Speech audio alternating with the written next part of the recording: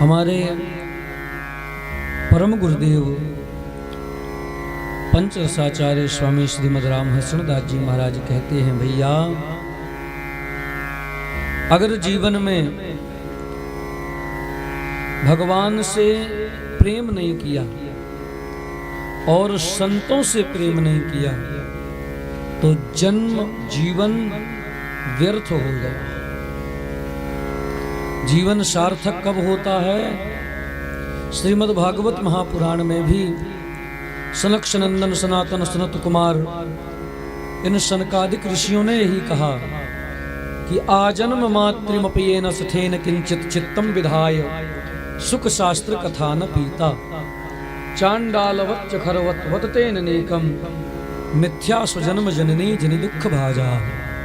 सनकादिकों ने कहा आजन्म मात्र, जिसने अपने जन्म में अपने जीवन काल में भगवान की कथा को श्रवण नहीं किया, चाहे वो कृष्ण कथा हो चाहे श्री राम कथा हो, इनका गान नहीं किया तो वो सठ है, वो मूर्ख है।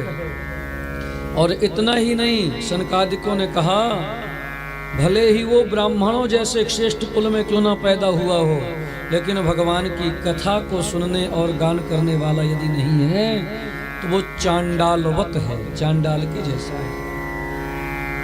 और खरवत, खर माने गधा, जैसे गधा जीवन भर बोझा ढोता है, पेट भरता है, परिवार का लालन पालन पोषण करते हुए, पैसा रुपया कमाते हुए, वो पुरुष या वो स्त्री या वो जीव वो मनुष्य उस गधे के समान ही है जो भगवान की भक्ति नहीं करता।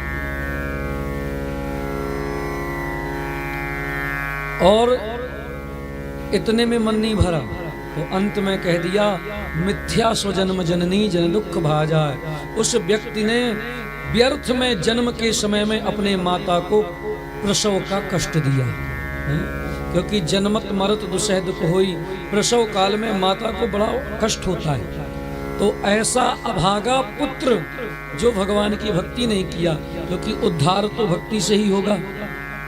जो भगवान की भक्ति नहीं किया, कथा नहीं सुना, रामचरित्र कृष्ण चरित्र का पाठ श्रवण नहीं किया, उसने व्यर्थ में ही अपनी माता को प्रसव की पीड़ा दी है। इसलिए सतपुत्र बनना है, पुत्र बनना है। इस मनुष्य देह को पाकर के मानवता जीवन में अगर प्राप्त करना है, जीवन को सार्थक करना है, तो ज्यादा कुछ करो या ना करो, पूज्य स्वामी जी हमारे कह रहे हैं भगवान से प्रेम कर लो। और भगवान से प्रेम तब होगा जब संतों से प्रेम होगा।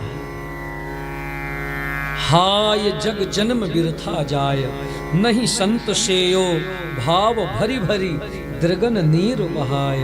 हाय जग जन्म बिरथा जाय। अगर संतों का सेवन नहीं किया, संतों की सेवा नहीं करी तो भगवान से प्रेम होगा नहीं। किस प्रेम की बात? इतना प्रेम हो जाए कि दृगन नीर बहाए, बस भगवान की याद आवे कि नेत्रों से झरझर झरझर अश्रु बहने लगे, तब समझना कि अब भक्ति में प्रवेश हो रहा है। ये प्रेम की स्थिति, भक्ति की स्थिति है। दरस परस समागमादिक कपट कर तब लाए, और ये तब आएगा, हमारे गुरुदेव कहते हैं, जब तुम संतों का दरस करोगे, परस करोगे, समागम, जैसे यहाँ बैठ कर के इस कुंभ में सत्संग हो रहा है, समागम हो रहा है, सानिध्यता मिल रही है, जब ये जीवन में व्यक्ति की जुड़ जाती है तो भगवान से प्रेम और भक्ति भी प्राप्त हो जाती है। लेकिन जब संतों का समागम करो, सदगुरु का समागम करो, तो एक बात का ध्यान देना, कपट कर तब लाए। वहां पे आपके मन में कपट नहीं होना चाहिए, दिखावा दंभ नहीं होना चाहिए।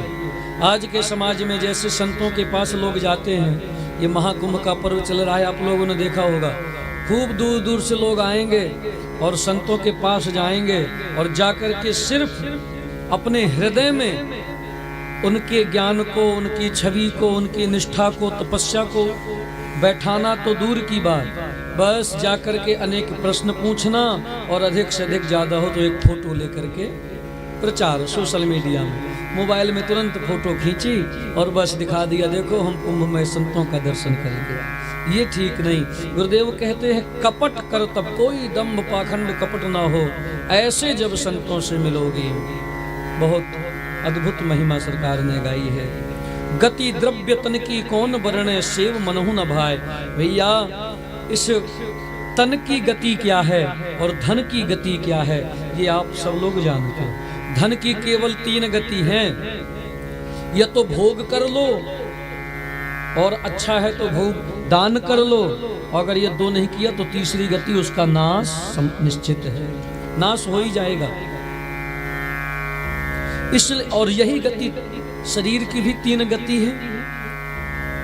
जला दिए गए तो भस्म बन जाओगे, कोई जीव खा गया, हिंसक किसी ने खा लिया तो खाने के बाद पचा करके विष्ठा बना देगा, और जमीन में अगर दफना दिया तो जमीन में कीट पतंगे बन जाओगे, और क्या होगा। इसलिए गति द्रव्य तन की कौन वर्णे, सेव मनहु न भाय। अपचार त्रिकरण बरुक कीन्हे, हाय उदर अघाय। सुनि संत यश जिय जरन जागति, गनिक यश चित चाय। भयो भगवत क्रोध भाजन, आत्म कर्मन दाय। संत कृपा निधि कृपा कोरते, श्री हर्षण हर्षहि पाय। समयावधि में हमको आगे की यात्रा पाठ करना है, विश्राम करना है। ये 9 दिवसीय यज्ञ का आज विश्राम है, तो इसलिए अंत में पूज्य स्वामी जी ने जो बात कही है, बस उस रहस्य को अगर समझ लें तो पूरे पद का भाव मिल जाएगा। संत कृपा निधि कृपा कोरते, ये समस्त रहस्य, मनुष्यत्व का रहस्य क्या है, शरीर का रहस्य क्या है, धन की सार्थकता कहाँ है, तन की सार्थकता कहाँ है, ये सब यदि जानना है तो कहीं ना कहीं किसी न किसी संतों की चरण सन्निधि में आ जाओ, संतों से भक्तों से जुड़ जाओ, गुरुदेव की चरण शरण में आ जाओ, तो जीवन की सार्थकता है। नहीं तो सरकार कहते हैं हाय जग जन्म व्यर्थ जाए, नहीं तो जन्म व्यर्थ हो। और इस महाकुंभ के महापर्व में हम आप सबको ये सौभाग्य परम पूज्य गुरुदेव सदगुरुदेव की कृपा से ये मिला है। ये रस, ये भक्ति हमारे आपके जीवन में बनी रहे, परम पूज्य गुरुदेव के चरणों में प्रार्थना करते हुए।